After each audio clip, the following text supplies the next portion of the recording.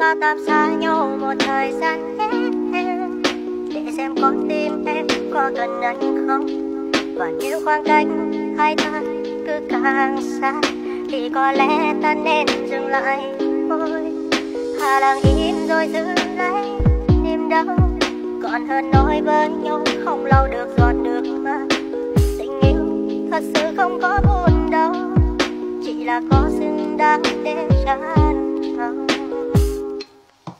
Rồi đến một ngày ta cùng nhận ra 14 ngày xa nỗi nhớ vô kịp tâm hồn. Người ơi về bên anh yêu đậm sâu hơn, bỏ mặc quá khứ trốn